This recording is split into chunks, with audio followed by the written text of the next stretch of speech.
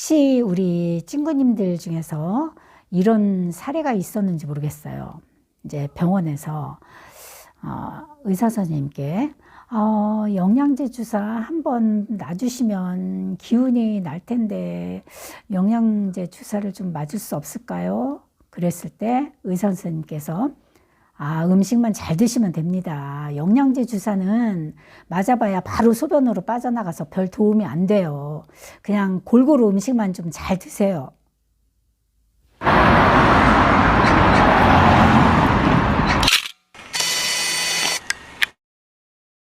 안녕하세요. 갱년기를 신나게 살고 있는 보조개 미녀 보미입니다. 오늘은 제가 들려드리는 이야기는 우리 친구님들이 방송에서도 여러 번 많이 봐온 얼굴이 익숙한 그 닥터 여 에스더님에 대한 얘기를 좀 해드리고 싶은데요.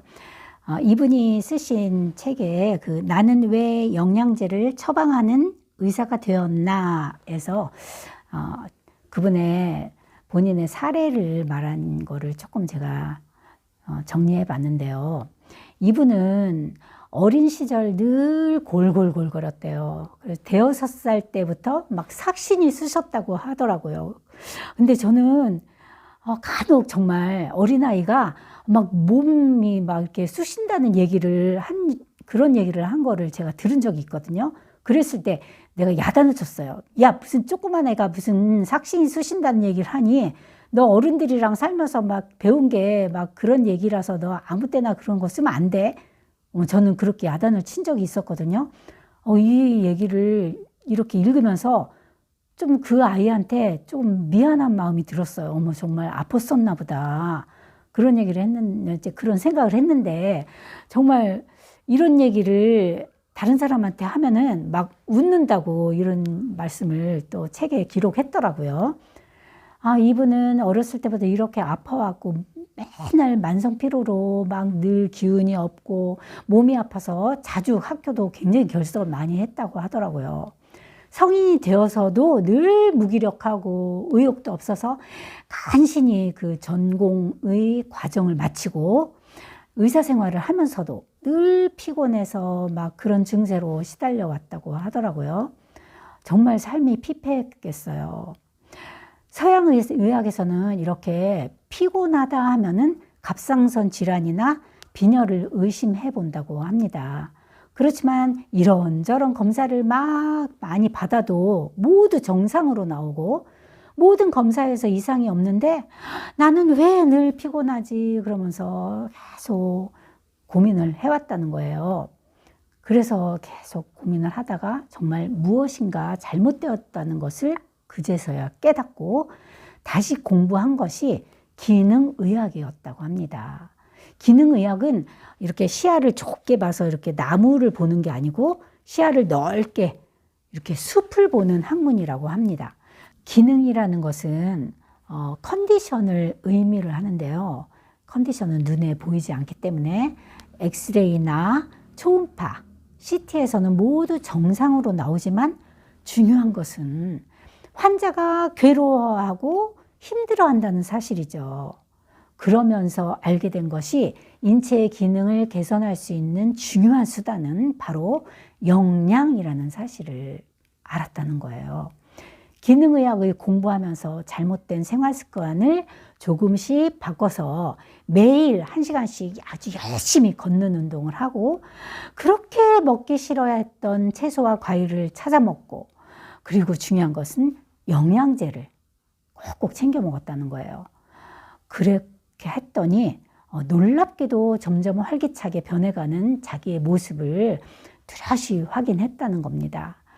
오랜 세월 원인을 알 수 없던 증상으로 고통을 받아왔던 환자들에게 이렇게 영양제를 몇 가지를 처방해 주니까 이 환자들이 그 영양제를 잘 먹는 것만으로도 크게 개선되는 것을 체험을 했다는 겁니다.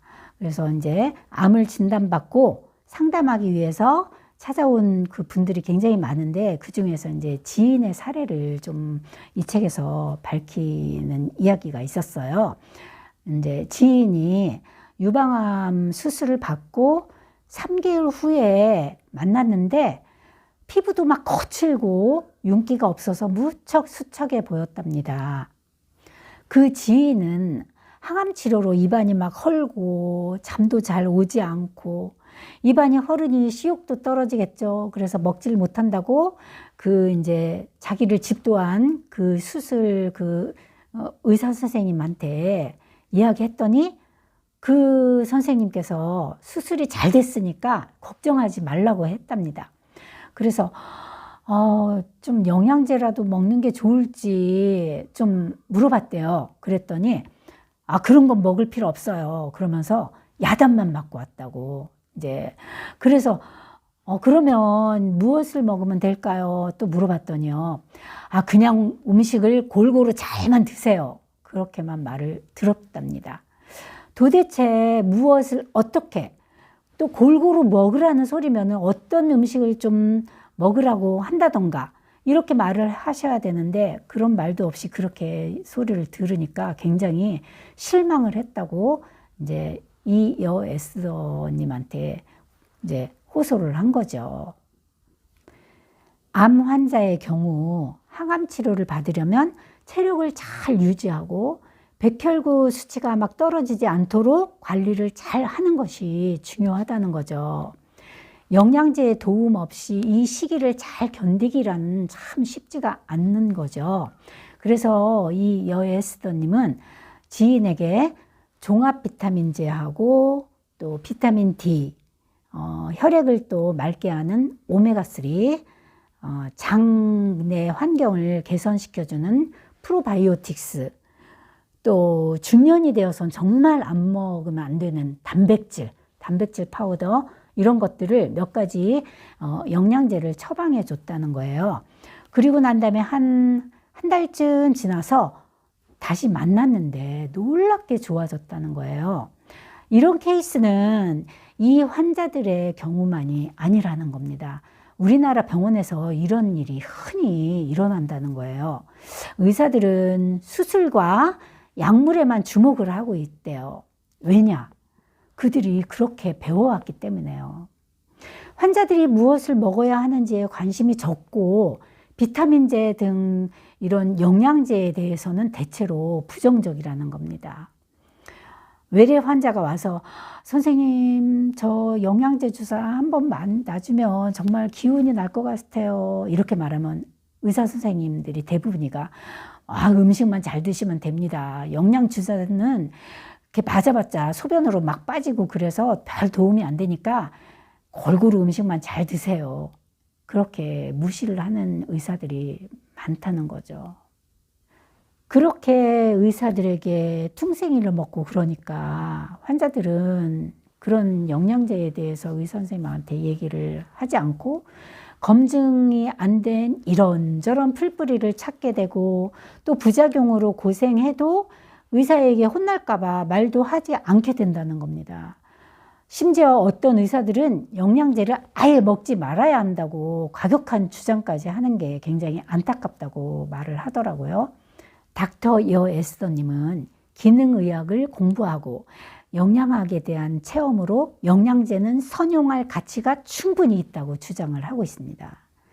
자신의 환자에게 애정을 가지고 제대로 된 건강 상담을 해본 의사라면 자신이 처방해주는 그 약물이나 수술만으로는 환자가 온전히 좋아질 수 없다는 사실을 알고 있다고 합니다. 우리 친구님들, 아직까지도 영양제를 약이라고 생각하십니까? 영양제는 약이 아니고 식품입니다. 네, 다음 시간에 또 영상으로 또 만나봐요.